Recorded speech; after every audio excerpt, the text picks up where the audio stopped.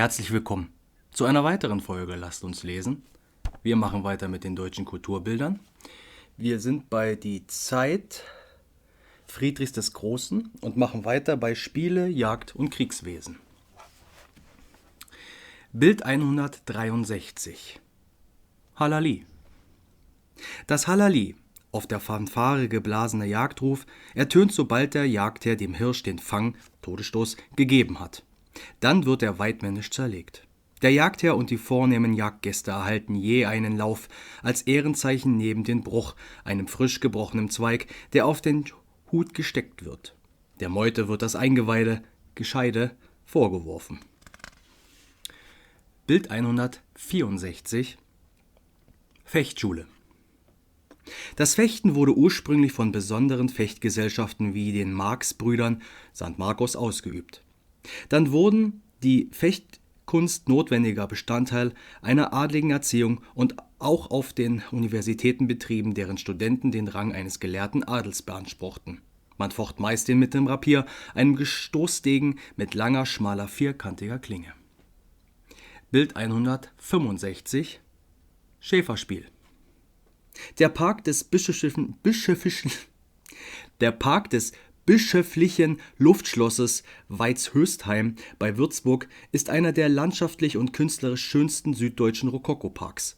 Mit seinen Teichen, Waffenkünsten, Pavillons und Laubgängen, zwischen denen weiße Statuen aufleuchten, ist er eine typische Vertreter der Gartenbaukunst des 18. Jahrhunderts, an dessen plastischem Schmuck namhafte Bildhauer mitgewirkt haben. Bild 166. Chinesischer Pavillon. Das 18. Jahrhundert hatte eine große Vorliebe für China und seine Kunst. Gegenstände des täglichen Bedarfes, Möbel, Stoffe, Porzellan und Tapeten schmückten man mit Chinesen, Drachen, Padegoben und Tempelchen. Diese waren so beliebt, dass man sie auch architektonisch ausführte, und es gab kaum Fürsten in Deutschland, die in ihrem Schlosspark nicht einen sogenannten chinesischen Pavillon hatten. Also im Prinzip das, was heute die Leute alle mit Japan haben. Bild 167. Feldherrnhügel. Jede Erhebung im ebenen Gelände bedeutet, besonders für die Kriegsführung der früheren Zeit, die wesentlich im Bewegungskrieg mit dauerndem Stellungswechsel bestand, einen günstigen Beobachtungsplatz. Von dort hatte der Feldherr freien Überblick über das ganze Gelände, konnte jede Bewegung, auch die der feindlichen Truppen, verfolgen und den Angriff oder Rückzug leiten. Bild 168. Husarenvorposten. Das Patrouillierreiten ist bei der Kriegsführung sowohl zur Deckung der eigenen als zur Erkundung der feindlichen Stellung von größter Bedeutung. Da es hierbei neben scharfer Beobachtung besonders auf Schnelligkeit ankommt, waren die Husaren als mustergültige leichte Kavallerie, zu der sich Friedrich der Große herangebildet hatte, besonders geeignet. Das war's mit diesem Abschnitt. Machen wir weiter mit Abschnitt 8 von 1760 bis 1789, das Zeitalter Friedrichs des Großen, Teil 2, Zopf. Als alter Fritz kehrte Friedrich aus dem Siebenjährigen Kriege heim. Noch waren ihm über 20 Friedensjahre vergönnt, in denen sich trotz mancher drückender Maßnahme, zu denen er sich gezwungen sah, die Liebe und Verehrung seiner Untertanen zu ihm vertiefte und die Hochachtung und Bewunderung der übrigen Welt wuchs. Seine Zeitgenosse, der junge deutsche Kaiser Joseph II. Von Österreich, Sohn und Thronfolger der Maria Theresia, war einer der größten Bewunderer Friedrichs und stimmte dessen Friedenspolitik begeistert zu. Die einstigen Gegner Preußens, Österreich und Russland, verbündeten sich mit dem König Friedrich und teilten mit ihm das zerrissene polnische Reich unter sich auf. Als aber die kleineren deutschen Fürsten sich vom Kaiser in ihrer Selbstständigkeit bedroht fühlten und dieser nach dem Tode des kinderlosen bayerischen Kurfürsten das Land Bayern für Österreich zu erwerben suchte, trat Friedrich auf die Seite der Fürsten und schloss mit ihnen den Deutschen Fürstenbund zum gegenseitigen Schutz des Besitzes und zur Währung der Rechte der Reichsstände. War der Fürstenbund auch nur von kurzer Dauer, so bildete er doch den ersten Schritt zur späteren Reichseinheit unter der Führung Preußens. In der Verwaltung seines Landes hielt Friedrich den Unterschied der Stände entschieden aufrecht. Adel, Bürger und Bauern blieben in ihren Rechten und Pflichten noch streng gesondert. Die Forderung von Freiheit und Gleichheit, die bald nach seinem Tode die Menschheit beherrschte, war ihm fremd. Sie musste ihm naturnotwendig fremd bleiben, weil er die Menschen nach ihrem Wert und ihren Leistungen zu beurteilen gewohnt war. Er verkörpert den sogenannten aufgeklärten Absolutismus. Das heißt, als Kenner menschlicher Schwäche wusste er, dass die meisten Menschen den straffen Führung bedurften. Dabei duldete er aber keinerlei Willkür und war stets bemüht, seine Untertanen ein gerechter Herrscher zu sein. Die wesentlichen Züge gibt auch die Fülle von Anekdoten wieder, die sich um seine Gestalt ranken, und das Urteil aller Zeitgenossen und vieler nach ihm kommenden lautete einmütig, dass er der größte Herrscher seines Jahrhunderts gewesen ist. Das deutsche Geistesleben entfaltete sich in der zweiten Hälfte des 18. Jahrhunderts zur höchsten Blüte. Die Philosophie des Aufklärungszeitalters, dem die menschliche Vernunft am höchsten stand, fand in Immanuel Kant ihren größten Vertreter. Indem er die Grenzen der menschlichen Erkenntnis festlegte und das Pflichtgesetz zum Angelpunkt menschlichen Denkens erhob, wies er dem philosophischen Denken neue Bahnen und stellte an den einzelnen Menschen die Forderung höchster Sittlichkeit. In seinem kategorischen Imperativ verkörperte sich bis heute echte preußische Geisteshaltung. Die Dichtkunst gelangte in diesem Jahrzehnt zu einer Vollendung, die in ihr vordem nur einmal im Mittelalter vergönnt gewesen war. An Klarheit und Schärfe des Gedankens und der Form stand Lessing einzigartig da, von allem vorher üblich barockischen Schwulst befreit. Schiller riss durch sein zündendes Pathos und den hohen Flug seiner Ideen jung und alt zu edler Begeisterung empor. Seine Dramen von echter nationaler Gesinnung sind bis heute lebendig und von unverminderbarer Wirkung. Alle aber überstrahlte der Zauber und das Genie des jungen Goethe, dessen Jugendwerke schon seit weit über Deutschlands Grenzen hinaus starken Widerhall fanden und dessen Lyrik den Beginn einer neuen Naturbeseelung bedeutete.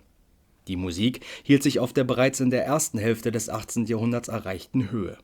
Geistliche und weltliche Chormusik, Sinfonie, Kammermusik, Oper und Singspiel findeten Joseph Haydn und Wolfgang Amadeus Mozart ihre genialen Neuschöpfer.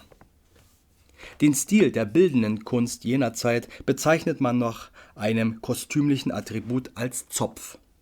Hiermit will man den steifen, etwas gedrechselten Charakter andeuten, den Bauwerke sowie Kleinkunst und Mobiliar allmählich annehmen und der von der fantastisch reichen, kapriziösen Fülle des Rokoko überleitet zu der betont einfachen Feierlichkeit des Klassizismus und Empire.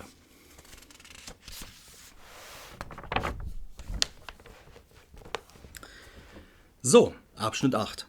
Kommen wir zu Stände und Berufe. Bild 169.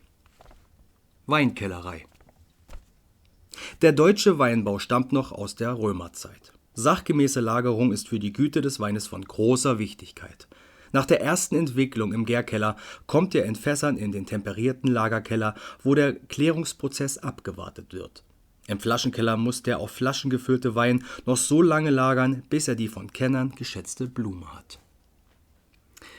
Bild 170. Scherenschleifer.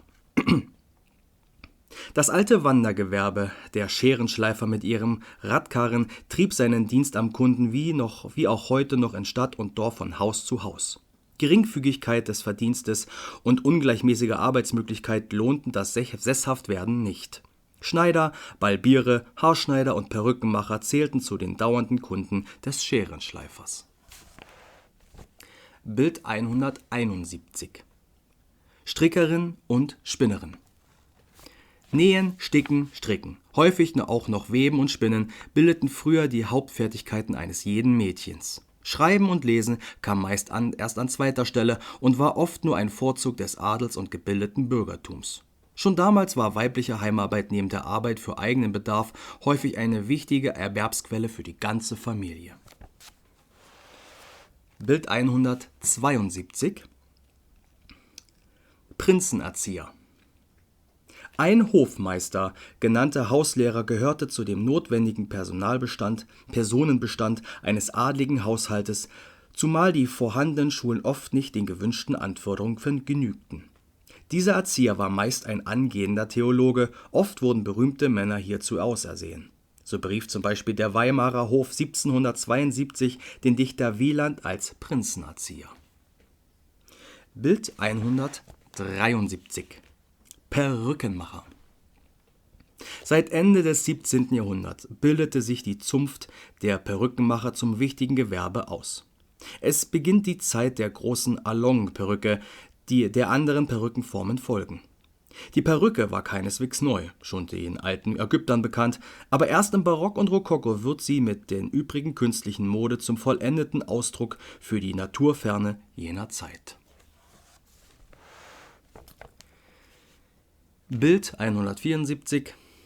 Wäscherin und Plätterin. Die häusliche Wäsche des Bleichen und Plätten gehörte früher zu den selbstverständlichen, nicht als Last empfundenen Haushaltsarbeiten. Hausfrauen und Töchter halfen dabei fleißig mit.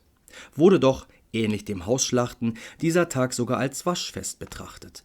In kleinen Städten trocknete man die Wäsche auf der eigenen Gartenbleiche oder den gemeinsamen Trockenplatz. Und das war's wieder für heute. Dann wünsche ich euch einen schönen Abend, schönen Tag, schöne Nacht, bla bla bla. Und dann sehen wir uns wieder bei